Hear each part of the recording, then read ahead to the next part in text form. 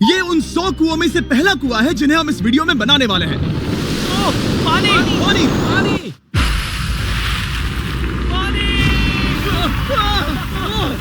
आपने अभी अभी केन्या के एक छोटे से गांव को पीने के पानी का अनलिमिटेड सप्लाई मिलते हुए देखा, वो भी सिर्फ 1 सेकंड में। अभी एक कुआं बना है और 99 बाकी है। आपको ये वीडियो बहुत पसंद आएगा। इन 100 कुओं को मिलाकर 5 लाख से ज्यादा लोगों को पीने का ताज़ा पानी मिलने वाला है। केन्या की इस साइट पर कुछ कुएं बनाने के बाद हम नाइरीरी स्कूल सिस्टम के साउथ में गए और कह सकते हैं कि उन्हें हमसे मिलकर बहुत खुशी हुई। क्या हाल है?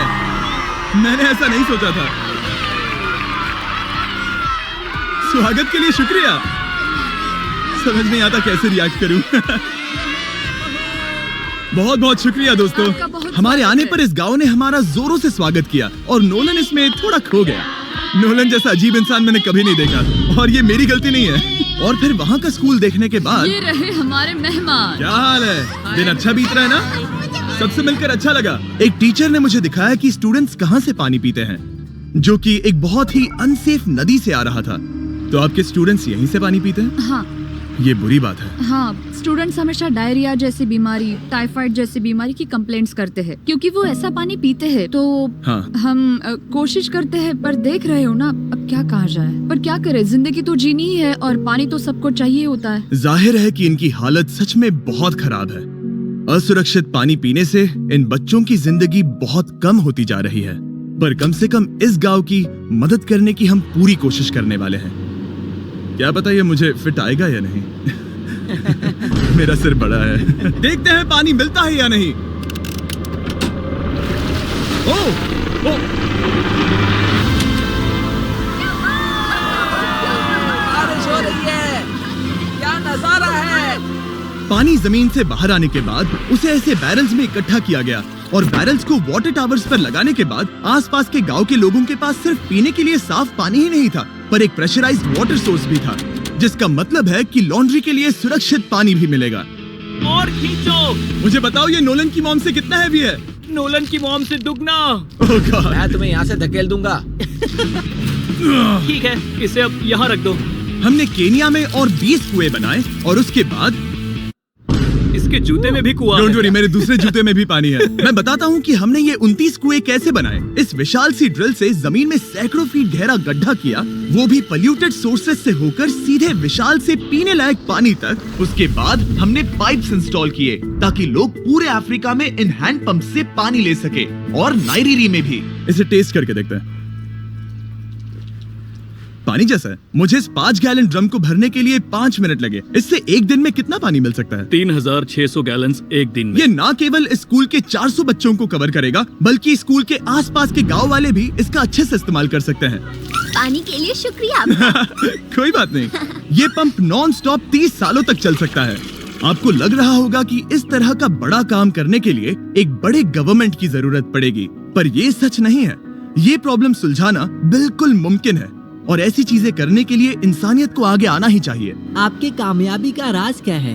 सच कहूँ तो ऐसा कुछ खोजो जो तुम्हें करना पसंद है, उसे लंबे समय तक करो और तुम्हें कामयाबी जरूर मिलेगी। मैं इसे बहुत करीब लाने वाला हूँ, देख रहे हो? मजेदार है ना?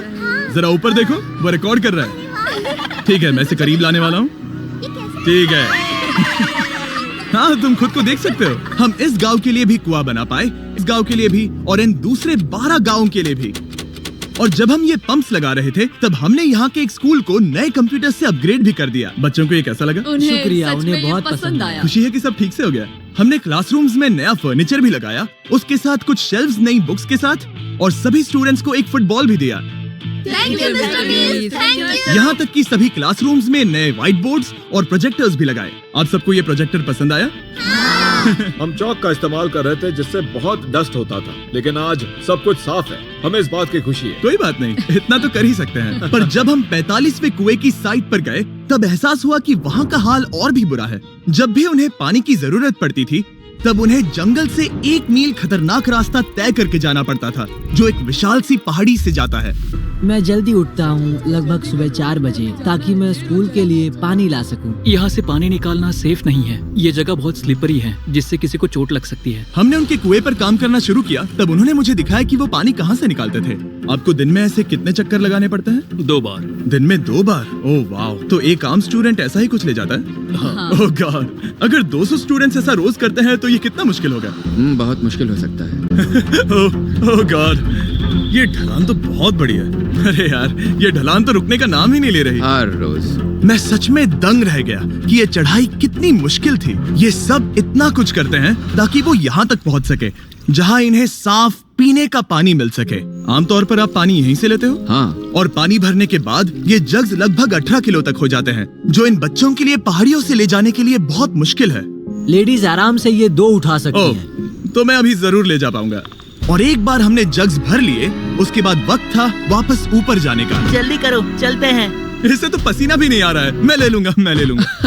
और अब घंटों तक असुरक्षित पानी को इकट्ठा करने के बजाय उनका नया पंप स्कूल के बस 10 फीट दूर था, तो अब ये यहाँ से पानी ले सकते हैं। बहुत थक गया हूँ। और फिर हम गए हमारे अगले गांव में, जहां हमने बनाया हमारा 46वां कुआं। पर हमें एक प्रॉब्लम से गुजरना पड़ा। हमने देखा कि ये गांव आधे से बटा हुआ है, वो भी इस खतरनाक सी नदी से। ये अभी इतनी खतरनाक नहीं लगेगी, पर जब बारिश का मौसम आता है, पानी ऊपर तक आकर इस पुल को पूरी तरह से निगल लेता है। और ये पुल इसलिए इतना जरूरी है क्योंकि वहाँ जो गांव है, वहीं पर सभी हॉस्पिटल्स और स्कूल्स हैं, इसलिए यहाँ से रोज गुजरना पड़ता है। ये खतरनाक है, लेकिन इस पुल के अलावा इनके पास और कोई ऑप्शन नहीं है। जब ये नदी उफान पर होती है तो ये किसी को भी बहा ले जाती है, लोग, स्टूडेंट्स, यहाँ तक कि जानवर भी। हाल ही में इस नदी को क्रॉस करने की कोशिश में हमने 3 लोगों को खो दिया। इस तरह किसी की जान जाना पागलपन है और हम इसे स्वीकार नहीं कर सकते। और जिस पल हमने इस बारे में सुना, तब हमें मदद करनी ही पड़ी।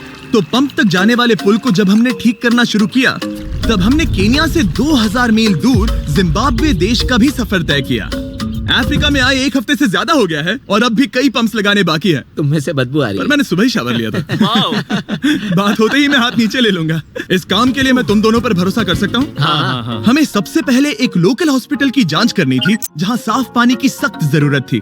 अंदर जाने पर हमें पता चला कि इस क्लिनिक की इस गांव को कितनी जरूरत थी। 1 साल में यहाँ पर कितने बच्चे जन्म लेते हैं? 1 महीने में करीब 50। इसका मतलब 1 साल में पूरे 600। वाह! पर दुख की बात यह है कि इन प्रेग्नेंट महिलाओं को सिर्फ पानी लाने के लिए 1 मील तक जाना पड़ता है और इन भारी बकेट्स को लेकर वापस आना पड़ता है। पर अच्छी खबर ये है कि हमने इनकी पैसों से मदद की यहाँ पर एक मॉडर्न पंप लगाने के लिए। और अब बस देरी थी इसे शुरू करने की। ठीक है नोलन, क्या तुम तैयार हो? मैं तैयार हूँ। ओवर। मुझे एक ड्रामेटिक जूम इन दो। नोलन, मैंने बटन दबा दिया है, ये काम कर रहा है? पानी आ रहा है। आप जाकर चेक करना चाहेंगे? हाँ। वहाँ पर? हाँ, चलो चलिए, चलते हैं।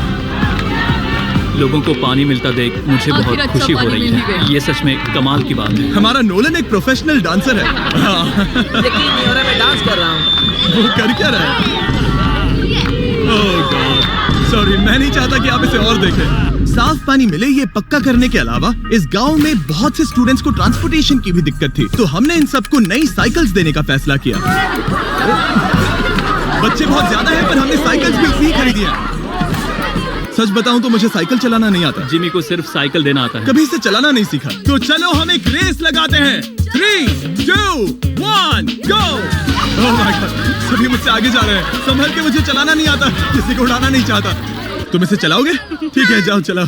ओके। और इन्हें साइकिल्स देने के बाद हमने तब तक पंप्स लगाए जब तक हम पहुंच गए कुआं नंबर 69 तक। ये कुआं सोलर पावर्ड है, जो गांव के किसानों के लिए खास बनाया गया है, ताकि इनकी फसलों और जानवरों को जरूरत से ज्यादा पानी मिल सके। चाहे गर्मी हो या फिर बिजली ना हो, इससे कोई फर्क नहीं पड़ेगा। हर एक पैनल है 200 वॉट्स का, जो एक पंप से जुदा है। ये पंप हर घंटे 5000 लीटर पानी खींच सकता है। बेसिकली ये अनलिमिटेड पानी का सोर्स है इस पूरे गाँव के लिए। ये बहुत बढ़िया है। और जिम्बाब्वे छोड़ने के बाद हम चाहते थे कि अफ्रीका की सभी कम्युनिटीज को पानी मिलता रहे, इसलिए हमने और कुछ पंप्स बनाए युगांडा में, सोमालिया में और कैमरून में। कैमरून में हमने क्या क्या किया ये देखने के लिए फिलैंथ्रोपी चैनल पर हम जल्द ही एक वीडियो अपलोड करने वाले हैं। इन गाँव में वक्त बिताने पर मुझे एहसास हुआ कि पंप्स लगाना कितना जरूरी होता है। कैसे ये खेती को पानी देते हैं, भूखे का पेट भरते हैं, कैसे ये हॉस्पिटल्स को साफ सुथरा रखते हैं, और सबसे जरूरी कैसे ये आने वाले पीढ़ी के बच्चों के लिए लंबी और हेल्दी जिंदगी जीने में मदद करते हैं, और इससे कम्युनिटीज का भविष्य भी सेफ होता हम है। बहुत समय से इंतजार कर रहे हैं साफ पानी के लिए। Water is life. और कुछ लोकल लोगों की मदद से हमने आखिरकार ये पुल पूरा कर ही लिया, जिसे ये कम्युनिटी अगले 100 सालों तक इस्तेमाल कर सकती है। कई जिंदगियां बचेगी, परिवार एक साथ आएंगे, परेशानियां चली जाएंगी। इस वीडियो में हमने जो 100 पंप्स लगाए हैं वो कई जिंदगियां बदल देंगी, पर ये काफी नहीं है। इसीलिए मैं चाहता हूँ कि आप जाने से पहले beachphilanthropy.org/wealth पर जाएं और मुमकिन हो तो पैसे डोनेट करें। मैं सच कह रहा हूँ, हमें इस वीडियो से एक पैसे का भी फायदा नहीं हो रहा है। इस वीडियो से जितने भी पैसे आएंगे वो 100% इन पंप्स को बनाने में खर्च होंगे, वो भी पूरी दुनिया में। पता है ये अजीब है कि एक यूट्यूबर को ये सब करना पड़ रहा है, पर किसी को तो करना ही होगा। अगर कोई नहीं करेगा तो हम ये करेंगे ही। आप देख सकते हैं इस काम से कई कम्युनिटीज की जिंदगियां बदल रही हैं। और फाइनली 100वां पंप। ओह माय गॉड, मुझे माफ करना।